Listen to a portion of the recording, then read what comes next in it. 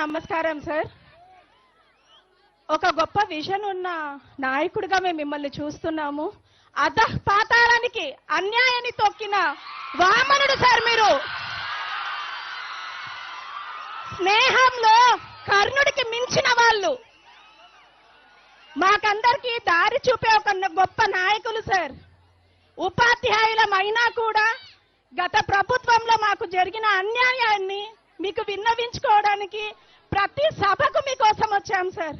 ప్రతి సభకు 77వ జీవో పెట్టి సెలవు రోజులైన శనివారం ఆదివారం రోజున అర్హత లేని ఎస్సీటీలకి ప్రమోషన్లు ఇచ్చి కేవలం తెలుగు భాషనే నమ్ముకున్న మాకు తీరని అన్యాయం చేసింది సార్ గత ప్రభుత్వం.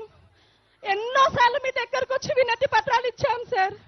ఒక గౌరవ టీచర్ వృత్తిలో ఉన్నా కూడా నేను 6 సంవత్సరాలకి 6 పాఠశాలలు మారినాను సార్. కుటుంబాన్ని వదిలిపెట్టి ఇప్పుడు జెడ్పీహెచ్ఎస్ ముక్కువారిపల్లెలో పనిచేస్తున్నాను సార్. ఎక్కడ వర్క్ అడ్జస్ట్మెంట్ అయినా కూడా నిర్దాక్షిణ్యంగా మమ్మల్ని మార్పులు చేస్తున్నారు సార్. మాకంటూ కుటుంబం ఉంది కదండి సార్. 77వ జీవో చాలా అన్యాయంగా ఇచ్చింది సార్. తెలుగు భాషను మాత్రమే నమ్ముకున్న తెలుగు పండితులను కాదని చెప్పి ఎంఏలు చేసిన ఎస్సీటీలకు ఇచ్చి 10,000 మందికి ఇచ్చిన వాళ్ళు కేవలం 1370 మంది రాష్ట్ర వ్యాప్తంగా ఉన్నాం సార్. సార్ ఇక్కడ నుంచే మీకు పాదాభివందనం, నా శిరస్సు వంచి పాదాభివందనం చేస్తున్నాం సార్. ఉపాధ్యాయుల బాధని అర్థం చేసుకోండి సార్. మీరు తప్ప మాకు వేరే దిక్కు లేదు సార్. ప్రతి ఒక్కరి అభిప్రాయాన్ని చక్కగా విని వాటినన్నిటిని కూడా పరిష్కరించే దిశగా ఆలోచిస్తున్నారు. ఎంతో ఆశతో మీ దగ్గరికి అన్న రాసుకోండి అన్న, ప్లీజ్ అన్న. థ్యాంక్ యూ అన్న, థ్యాంక్స్ అలాట్. ఇప్పుడు కోడూరు శాసనసభ్యులు శ్రీ శ్రీధర్ గారు సభను ఉద్దేశించి ప్రసంగిస్తారు. హలో సార్, డిప్యూటీ సీఎం గారికి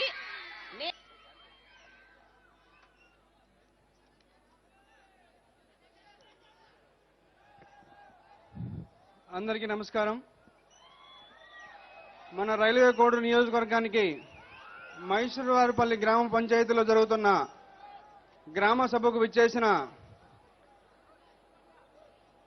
ప్రముఖ అధినేత గౌరవనీయులు పవన్ కళ్యాణ్ గారికి నా శిరస్సు వంచి ఆయనకు పాదాభివందనం తెలియజేస్తున్నాను సార్. అదేవిధంగా రైల్వే కోడ్ ఇన్ఛార్జ్ గారికి, అదేవిధంగా కలెక్టర్ సార్ గారికి, జేసీ గారికి, అదేవిధంగా కమిషనర్ సార్ గారికి, ప్రతి ఒక్కరికి స్టేజ్ పైన ఉన్న ప్రతి ఒక్కరికి అందరికీ ధన్యవాదాలు తెలుపుకుంటూ మంత్రి మన జిల్లా మంత్రి గారికి ప్రతి ఒక్కరికి నా హృదయపూర్వక నమస్కారాలు.